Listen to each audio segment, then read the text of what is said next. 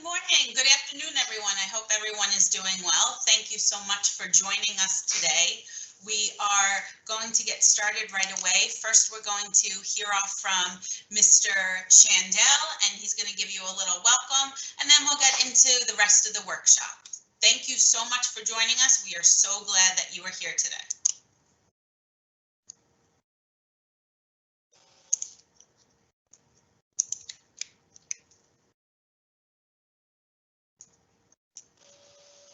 Good afternoon, everyone. Sorry, I think I got muted there. I just wanted to very quickly say hello to everybody. I hope everyone is doing well. And thank you for coming to our virtual workshop. I've heard we have about 150 families that are attending today, so that's great to hear that the message got out and that you're participating in this. I know today you're going to get some information about the high school process and looking at the high school directory and figuring out like your zone school and how to think about the right high schools for your family. I will jump in front of one major concern that I know is on the minds of all of our 7th grade families is what is the impact of this new grading policy from remote learning going to look like in terms of high school applications. Right now, we do not know. All we know is that our students in 7th grade are going to be getting those grades saying they are meeting standards or needs improvements, which are all passing grades for the year. That's as much as we know. But as soon as we get a little bit more guidance into how high schools are going to take some of the data that exists right now and use that for their selection process, we'll make sure that we get that to you as soon as we possibly can. All right, so I hope you find today informative. And again, I wish everybody well and good to see you in a virtual space. Take care. Thank you, Mr. Shandell, for joining us. I just want to go over the agenda quick with you so that you know what we'll be doing today. We have lots of people on the call with us today. We have Ms. Palizzi and Ms. Hughes manning our question and answer section. So if you see on the side of your screen, there's a spot for you to be able to ask questions as they come up. Please make sure you put them in there. And at the end of the workshop, we'll get to all the questions. Hopefully by the end, we have answered everything that you're looking for. And if not, you can always reach out to any of us. So as I said, we have Ms. McNamara on today with us, Mr. Epstein on with us as well, and they'll be talking a little bit more about the specific information for the high schools when it comes to taking a look at the different ones, the different categories that they fall into, and how to really figure out what school is best for you. So we came up with a couple of different tools to help you. For students that are on this call, all of the information for you is going to be located in My Google Classroom for you. So you can download all of the information there. You can also, if you need it in a different language, the interest surveys are available in many different languages. And the graphic organizer is just simply in English, but if you need it translated, please reach out to me and let me know. And Ms. McNamara will show you how to translate the different things that you need. So let's get started. Mr. Epstein's first going to talk to you a little bit about the student interest survey. Now, I know none of you have seen this yet, so you will have a copy of it, so don't worry about that. Right now, the whole focus is really taking a look at the tools and letting us walk you through it. And then after the workshop, you can sit with your families and figure out what the best school is. And again, if you need any help at all, you have any questions, please put them in that live question and answer part, and we will get to them as soon as we can. So let's get started with Mr. Epstein.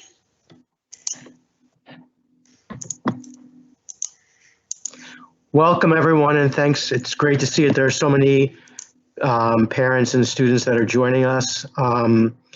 Every year, obviously, this is a very intimidating and daunting task to pick a school, and it's wonderful that you're here so nice and early where you're going to have plenty of time to go through the process. Ms. Corbett has put up this wonderful guide for us to give us a little bit to make it a little bit easier for us to make our choices. So you will get a copy of this document. And basically, I just want to walk you through some of the things you want to look at when you are choosing your school. Ms. McNamara, after I'm done, will walk you through how to look these things up on the system. But these are some of the things that you want to look for in picking a school. The first topic is you want to look at how much you're willing to travel to go to school. Most students don't really want to go too far. They don't want to wake up at 5 o'clock in the morning to go to school. So you really have to just keep that in mind. And when you're looking at a school, be aware of how far the commute is. Just because the school may not be, in terms of mileage so far, if your child's going to have to take public transportation, just be aware and kind of map how long that's going to take. So that's the first thing you're going to look for right away, is how far is the school. The next thing, and it's again a very important thing, is the size of the school. Keep in mind that 158 has about 1,100 students in it. So you can use that as kind of a map or a barometer of how many students your child will be comfortable with in high school. Some kids really require a tremendous amount of individual attention. And again, nobody knows your child better than you, so just be honest about that. And if you do feel that's the case, look for schools that fit into that category. We have some schools that could be as small as 300 or less. And then there are larger schools that can have as many as 4,000 to 5,000. So there's a huge range, and you want to make sure that's another thing that you're looking at when you're making your selection. Okay. Now, just to be clear before we start with this, no matter what school you go to, you're going to take your major subjects. So just because your child may have an interest in, let's say, automotive technology, or working with cars, and they have a school that offers something in that area, does not mean that they will not be taking English, science, social studies, math, foreign language. Those are your basic core subjects that no matter where they're going to go to school, they're going to have that. So what we're really talking about in terms of interest areas is what they take beyond those courses. And if your child does have a specific area that they really, know they want to be in, that's something that you want to look at. But the big one that really kind of comes to mind are the arts. So if you have a child who's really gifted in fine arts, or if they're a gifted musician or a dancer, whatever the case may be, and that's something they're planning to pursue, not necessarily as a career, but just pursue it beyond, I'm sorry, you can't hear me, beyond, okay, good. Beyond like just being a regular, something outside of school, they want to pursue it maybe in college, or, in terms of just as a hobby for life. You want to look for something in that area. And just be aware there are many different areas. As an example, there are schools that have culinary or cooking programs, and many times there may be subjects that it doesn't even occur to you that schools will offer programs in that area. So when you look through the different schools, you're going to want to see everything that they offer. Okay, the same thing we have in terms of, again, this is more of the same in terms of interests. And now the other area to look at is extracurricular activities. Some students may have a particular skill in an athletic area or a talent area that is very important to them. And frequently, well, I don't want to say frequently, sometimes students forget to look to make sure the schools they're going to offer this. So we may have a student who is a great chess player, as an example, who just assumes that they'll be playing chess at their school, and then they go and discover there is nothing offered there. So make sure you look at the extracurricular activities and make sure that they are offering and something that you're really interested in. The other thing you want to look at is, we're looking way down the line now, but when we're talking about colleges, they are looking for well-rounded students. So you want to look and see, even if it's not something that you've done before, you want to make sure there's 3 to 4 things there that you possibly might be interested in trying. Just like out of this list here, you don't have to be, a yearbook expert to join the yearbook team or the yearbook committee, or, you don't have to be an expert writer to join the school newspaper, but you have to have an interest in it and you have to be willing to put the effort in. So make sure that the schools are offering extracurriculars that you or your child are interested in.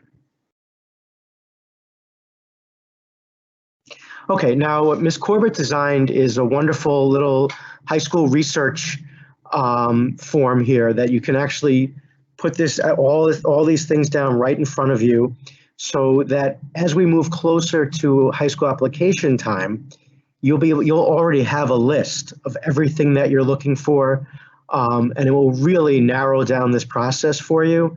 Because again, when you just look at the high school directory and you look at all the schools in New York City, it's a very daunting task to break it down. So what this form will allow you to do is really break that down into a much more manageable number of schools that you're looking at. And then from there, as you go through the process and maybe you eliminate a school or two, you may look to add 1 or 2 more. But again, the first thing that we want to do is break this down into a much more manageable number. There are so many high schools in New York City and so many programs and so many different types of schools, size, location, programs offered, extracurriculars, that you really need to break this down first, so that we have plenty of time now.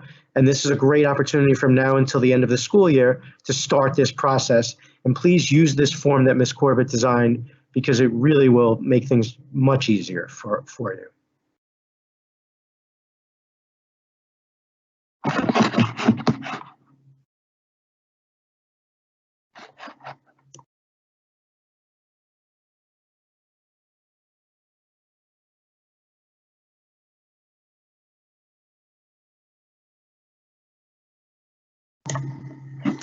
So thank you very much, and I'll be staying on the meeting. So if after the presentation is over, are there any questions?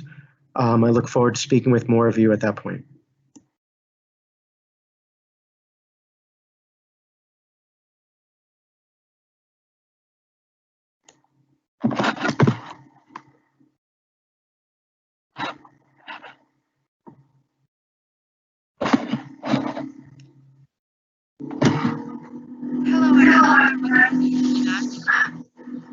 Sorry, there's some.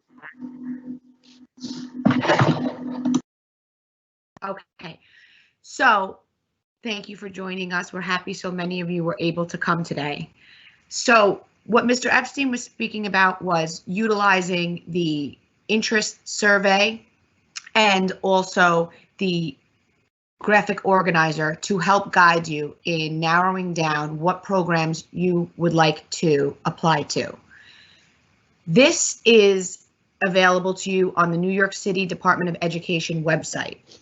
And if you type in your address, for the purposes of this presentation, typed in our school's address, it will show you what your zone high school is. So as you scroll down, you will see the elementary zone, your middle school zone, and this address, Zone High School, is Cardozo High School. This is important to know because you are given priority to your zone high school. What that means is, if you enter it as one of your selections on your high school application, you will be given a seat in the zone high school. So the first thing you should do when starting the high school search is determine, based on your home address, what your zone high school is. Now we're going to move over to My Schools. If you type in myschools.nyc, this is where you will complete the high school process, the application process.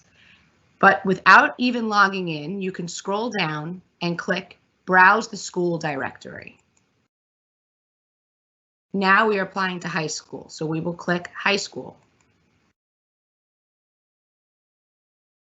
Here, you can type in your address, to show neighboring schools, although it will not only show your zone school, it will show all high schools in your area.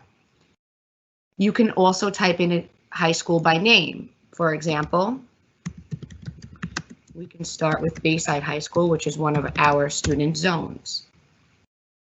When you type that in, you will see the name of the high school, if it's handicap accessible, the grades it serves, the different programs within the school. As you can see, Bayside High School, as an example, has several programs that you can apply to. So we're going to just take a look at one of those programs. If you click on the program itself, it will give you a summary of what the program offers. It will tell you who is eligible to apply. So here it says open only to Queens residents. So only people living in the borough of Queens can apply. Admissions method. There are several admissions methods that we will go more into depth about in September. This is the method which the high school program uses to admit their students. It also has this section, which is very helpful. It shows you how many applicants per seat there were for the previous year. So last year, they received 26 applications for every 1 seat in the computer programming program, which shows you it's a competitive program. And then it shows the selection criteria. As Mr. Shandell mentioned in the beginning, we have not received guidance from the Department of Education in regards to what that will look like and how the remote learning will factor in. So again, this is something that we will have to explain in the fall once we receive guidance on what this will look like. As you scroll down, it has additional information, the program code, which you will put into the My Schools application. Now I'm going to go back to the list. We can also filter. So one of the things that is important is to decide what size school you want.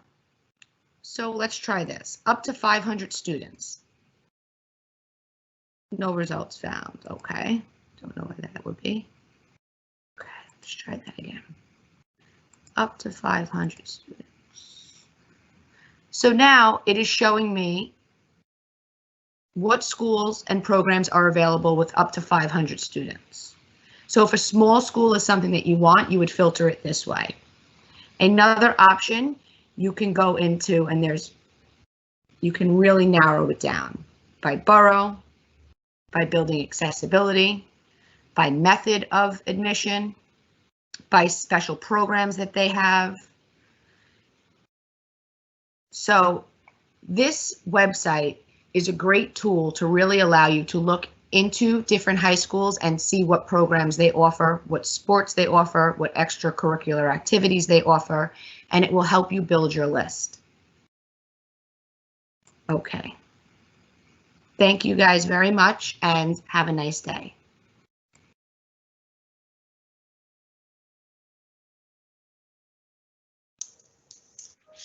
So again, that was just a very small little bit of what looking and researching the high schools are really about. Making sure that you do your due diligence, everyone, and you take a look at the online directory and you go through those different interest surveys that we have. That graphic organizer is there to start trying to figure out which is the best school for you. It could end up being your zone school. It could end up being a completely different school than that. But the whole point of this workshop today was just to get you ready to start thinking about high school and what are some of the possibilities that are out there for you. We were trying to have Ms. Schechter join us to talk a little bit about the art-focused high schools. Unfortunately, due to technology, we were having some issues with her joining us.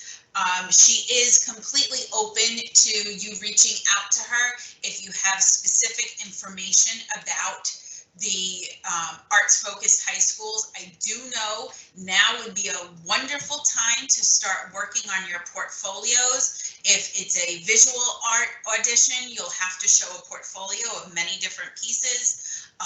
If it's musical, you'll probably have to and I don't know how the auditions will work now, but you'll probably either have to play your musical instrument or you'll have to sing a piece. So really starting to perfect those pieces now would be a key feature for you.